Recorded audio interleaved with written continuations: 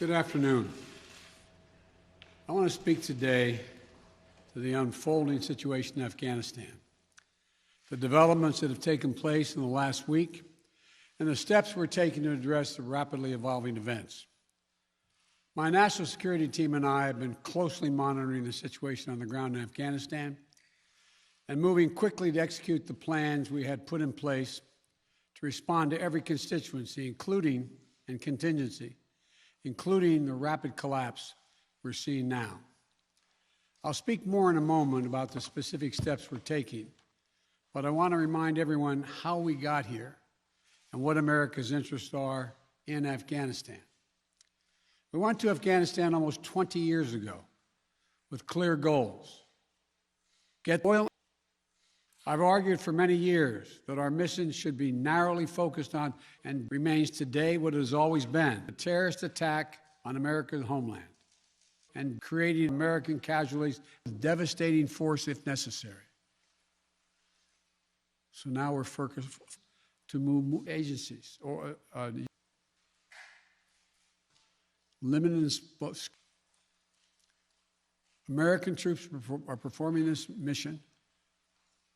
So now we're focused on what is possible. We will continue to support ISIS attempting to create a caliphate in Syria and Iraq, and Al-Qaeda in the Arabian Peninsula.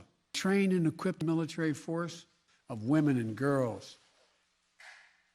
When I got here as a young man, I always promised the American people that I would be straight with you.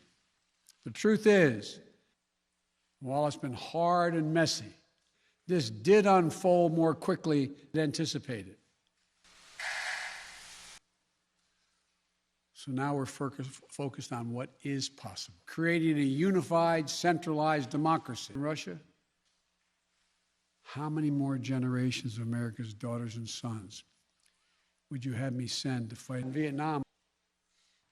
There is no chance that 1 year, 1 more year, 5 more years, or 20 more years, or 6,000 more years of U.S. military boots on the ground would have made any difference.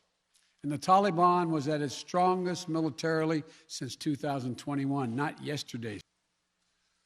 That was a decade ago. The political leaders of that there was never a good time to withdraw Osama bin Laden, and we got him. We did that. I stand squarely behind my decision. After 20 years, Osama bin Laden departed to China. When I spoke by phone to Ghani in July, we had very frank conversations. That country insisted the Afghan forces would fight, but obviously he was wrong. Our diplomatic presence is now consolidated at the airport. We're taking over air traffic control. Over the coming days, we intend to shut down Operation Allies Refugee, which I announced back in July. That's why I opposed the surge. Today, the terrorist threat has metastasized well beyond Afghanistan. American troops in Somalia, U.S. forces in the Arabian Peninsula, the U.S. military. In Syria, U.S. forces. In Syria and Iraq, and establishing affiliates in multiple countries in Africa and Asia. These threats warrant our attention and our resources. Would love nothing more than the United States to continue to funnel billions of dollars in resources and attention into stabilizing Afghanistan indefinitely. There is no chance. We will lead with our diplomacy, our international influence, and our humanitarian aid. There is no chance. We'll continue to push for regional diplomacy and engagement to prevent violence and instability. I'm clear on my answer. I will not continue to speak out for the basic rights of the Afghan people. This is deeply, deeply personal. I will not do it in Afghanistan.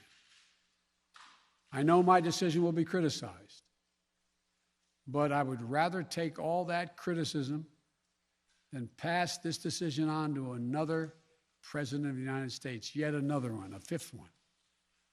Thank you.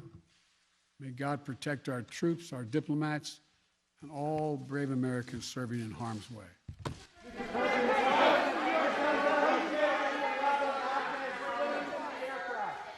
Mr. President, what do you make of the Afghans clinging to the aircraft?